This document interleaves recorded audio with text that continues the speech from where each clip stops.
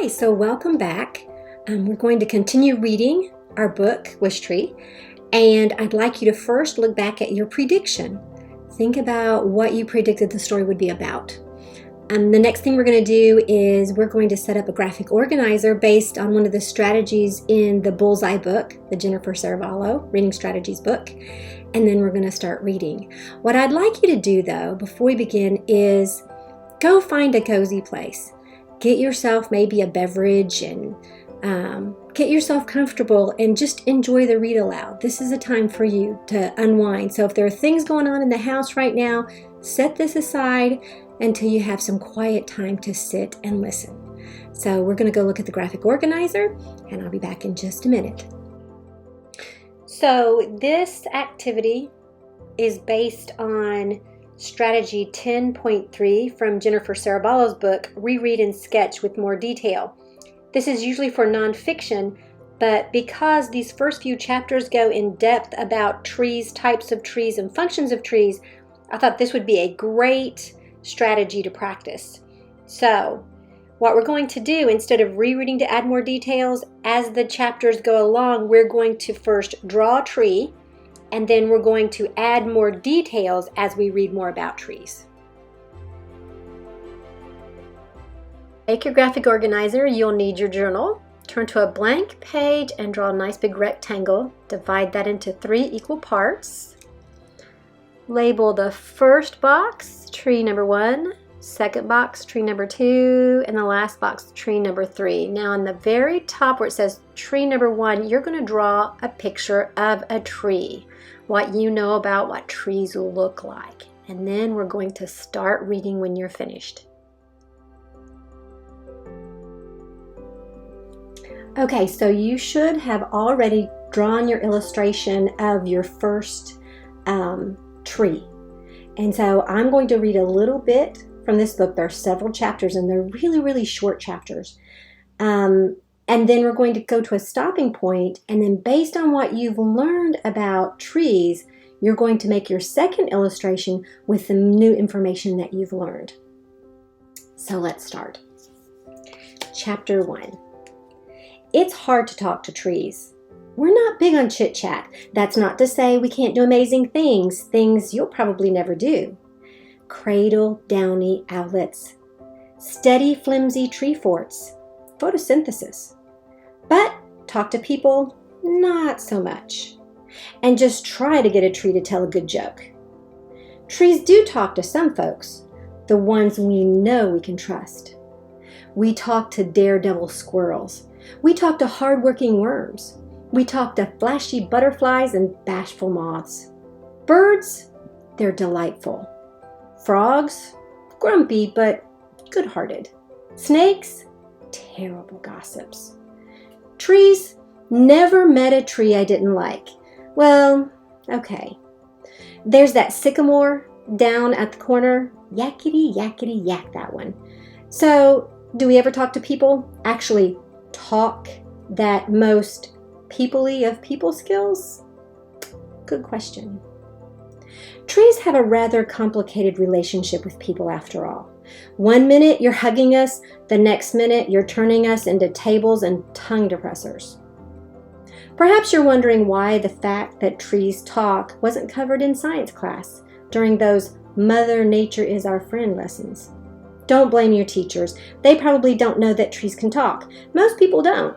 Nonetheless, if you find yourself standing near a particularly friendly-looking tree on a particularly lucky-feeling day, it can't hurt to listen up. Trees can't tell jokes, but we can certainly tell stories. And if all you hear is the whisper of leaves, don't worry. Most trees are introverts at heart.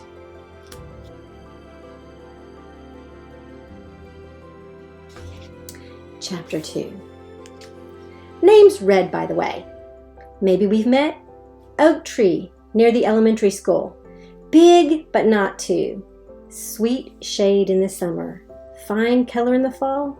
I'm proud to say that I'm a northern red oak, also known as Quercus ruba. Red oaks are one of the most common trees in North America. In my neighborhood alone, hundreds upon hundreds of us are weaving our roots into the soil like knitters on a mission. I love that sentence. I'm going to read that again because I think it just calls up this great imagery. Let's read it again together. In my neighborhood alone, hundreds upon hundreds of us are weaving our roots into the soil like knitters on a mission. I have ridges, reddish-gray bark, leathery leaves with pointed lobes, stubborn, searching roots, and, if I do say so myself, the best fall color on the street. Red doesn't begin to do me justice. Come October, I look like I'm ablaze. It's a miracle the fire department doesn't try to hose me down every autumn. You might be surprised to learn that all red oaks are named red. Likewise, all sugar maples are called sugar, all junipers are called juniper, and all boojum trees are called boojum. That's how it is in the tree world. We don't need names to tell one another apart.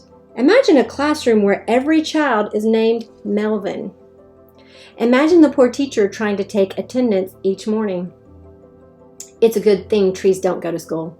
Of course, there are exceptions to the name rule. Somewhere in Los Angeles, there's a palm tree who insists on being called Karma. But you know how Californians can be.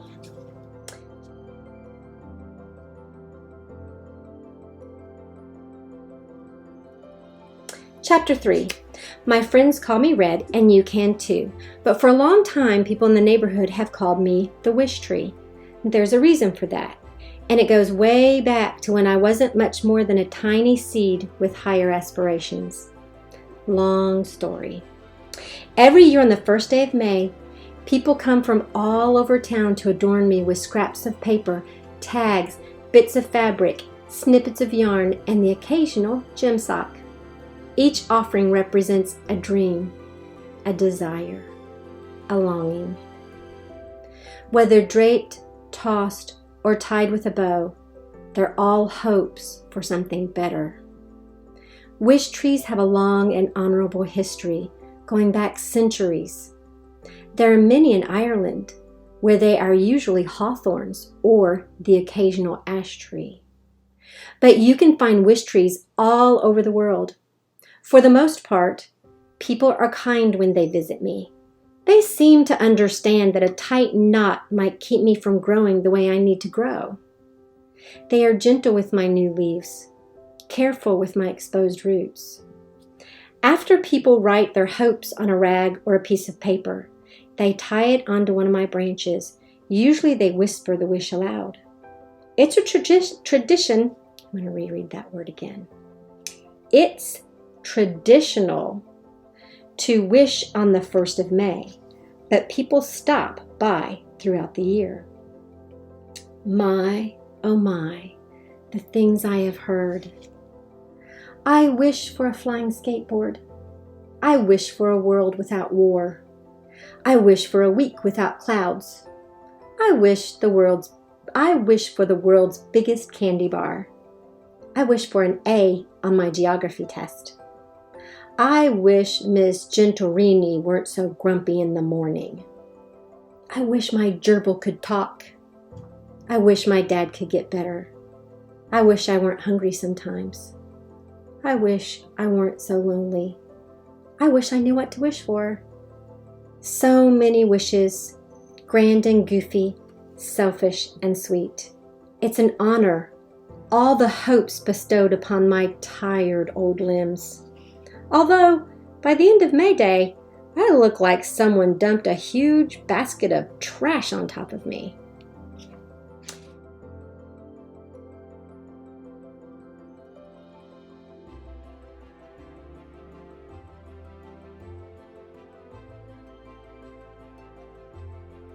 Chapter 4. As you've probably noticed, I'm more talkative than most trees. This is new for me. I'm still getting the hang of it. Nonetheless, I've always known how to keep a secret. You have to be discreet when you're a wish tree. People tell trees all kinds of things. They know we'll listen. It's not like we have a choice. Besides, the more you listen, the more you learn. Bongo says I'm a busybody, and I suppose she has a point. She's my best pal, a crow I've known since she was nothing but a pecking beak and a speckled egg.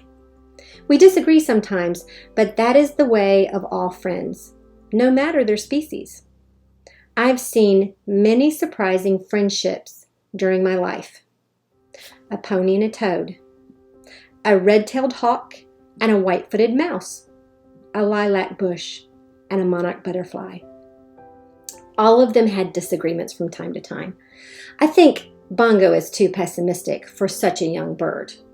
Bongo thinks I'm too optimistic for such an old tree. It's true. I am an optimist. I prefer to take the long view on life. Old as I am, I've seen both good and bad, but I've seen far more good than bad.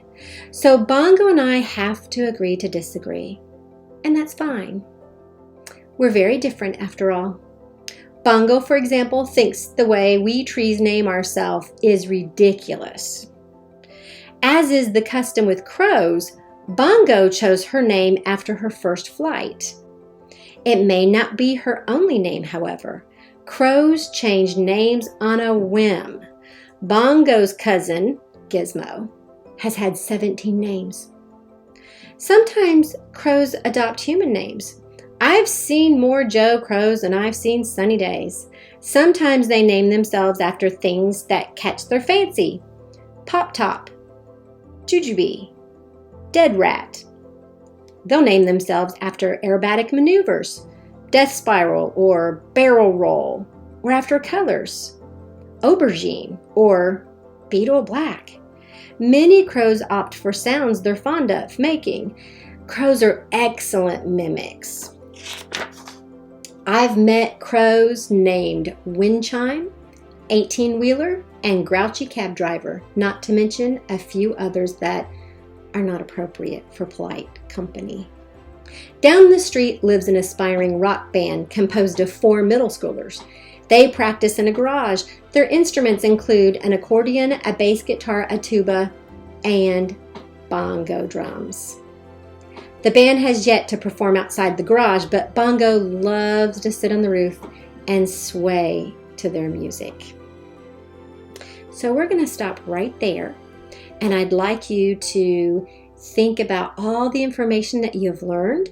As I was reading, maybe you were starting to illustrate your second picture of a tree, but go in and add all of the details that you've learned about trees. I'll give you a few minutes, and then we'll start reading again. All right, let's continue reading. Did you add very much to your illustration, your second illustration?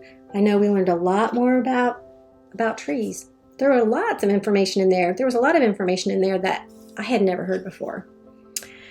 All right, chapter 6. One thing trees and crows have in common, in fact, one thing all the natural world has in common, is the rule that we're not supposed to talk to people. It's for our own protection. At least, that's the theory. I've often wondered if the endless silence is a good idea. There have been so many times I've wanted to speak up, to intervene, to help people. I've never said a word, though. That's just the way the world has always worked. Have there been slip-ups? Sure, mistakes have been made. Last year, I heard about a frog named Fly who'd been napping in a mailbox. All flies are named after bugs they enjoy eating. When the mailman opened the box, Fly leapt out with a frantic croak. The mailman fainted. He woke up to Fly, who was apologizing profusely squatting on his forehead. Clearly a breach of the don't talk to people rule.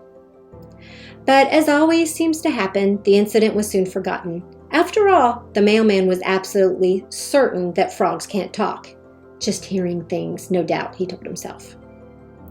Interestingly enough, he retired not long after the frog incident. In any case, when you consider the number of trees and frogs and otters and wrens and dragonflies and armadillos and everybody else in the natural world, you'd think people would have caught on to our little secret by now. What can I say? Nature is tricky, and people are, well, sorry, but most of you aren't that observant. Perhaps you're wondering, if you're a curious or doubting sort, just exactly how trees communicate. You may find yourself inspecting a nearby ponderosa pine, perhaps, or an aspen or sweet gum, puzzling out the magic.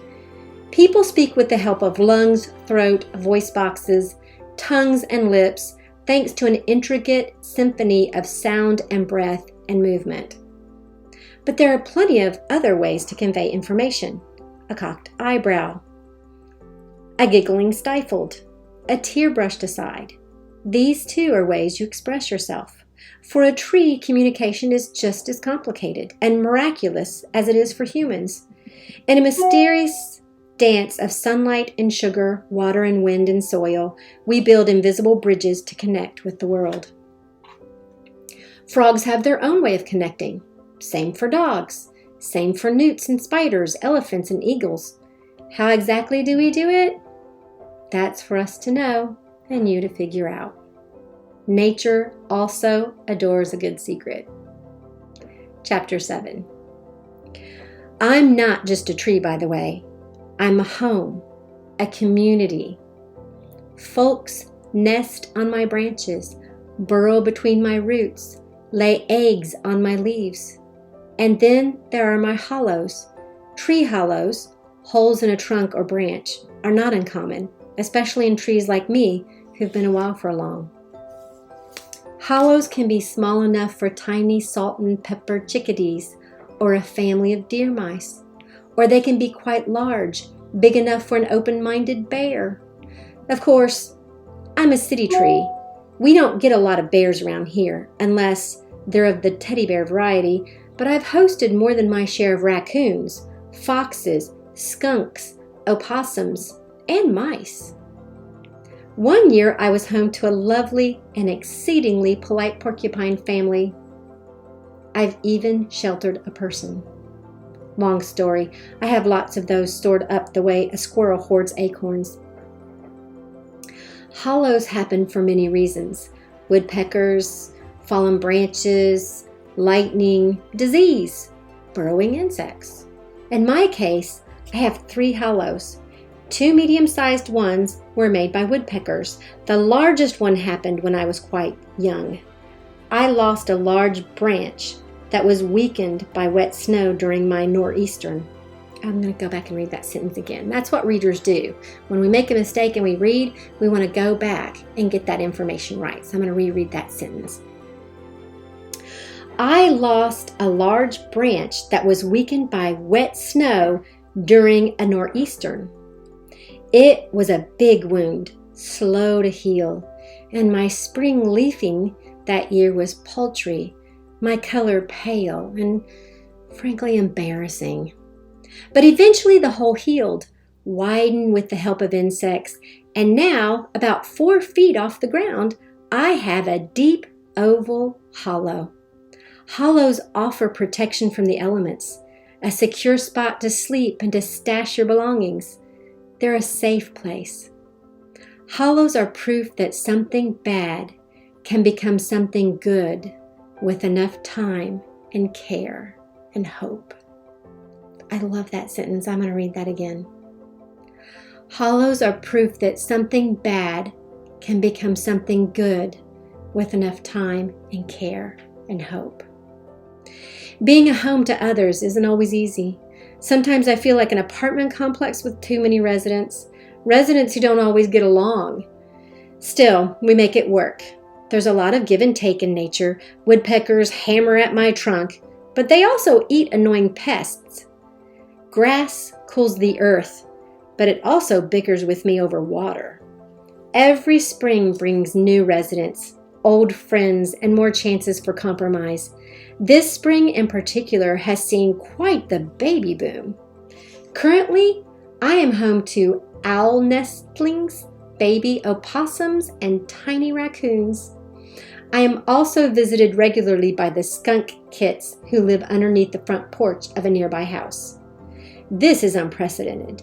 Never have I sheltered so many babies. It just doesn't happen. Animals like space. They like their own territory. Normally, there would be arguing, perhaps even a stolen nest or a midnight battle. And certainly, there have been some disagreements. But I've made it clear that eating your neighbor will not be allowed while I'm in charge. Me, I don't feel crowded at all having so much company. Making others feel safe is a fine way to spend your days. Chapter 8. I have one more community member, although visitor is probably a better way to describe Samar. In January, she moved with her parents into one of the houses I shade, a tiny blue house with a sagging porch and a tiny... I'm going to read that again. In January, she moved with her parents into one of the houses I shade, a tiny blue house with a sagging porch and a tidy garden. There's a difference between tiny and tidy, isn't there? That changes the meaning of the whole sentence. She is perhaps 10 years old or so, with wary eyes and a shy smile. Samar has the look of someone who has seen too much, someone who wants the world to quiet itself. Soon after moving in, Samar began sneaking into the yard once her parents had fallen asleep. Even on the coldest nights, she trudged outside in her red boots and green jacket. Her breath was a frosty veil. She would stare at the moon and at me, and sometimes at the little greenhouse next door where a boy who looks to be about her age lives. As it grew warmer, Samar would venture out in her pajamas and robe and sit beneath me on an old blanket spattered with moonlight. Her silence was so complete, her gentleness so apparent, that the residents would crawl from their nests of thistledown and dandelion fluff to join her. They seemed to accept her as one of their own. Bongo especially loved Samar. She would flit to her shoulder and settle there.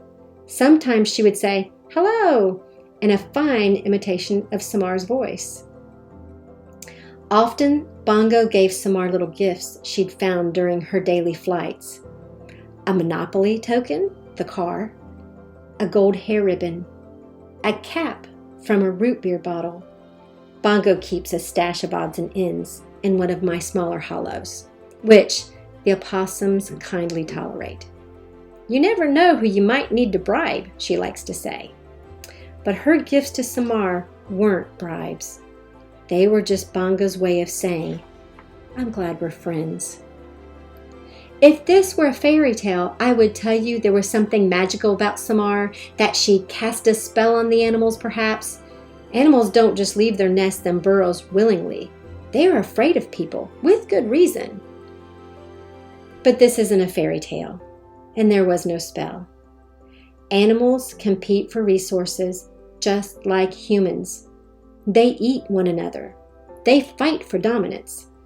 Nature is not always pretty or fair or kind, but sometimes surprises happen, and Samar, every spring night, reminded me there is beauty in stillness and grace in acceptance, and that you're never too old to be surprised. So we're going to stop there for today. Go ahead and complete your third and last illustration of your tree. Add all the additional details that you've learned about trees. And then you're going to upload that to our Google Doc to share with others. So take your picture and go to your assignment for your read aloud and upload, and we'll get back together again and read some more tomorrow. Thank you for joining me for Read Aloud. I look forward to seeing you again.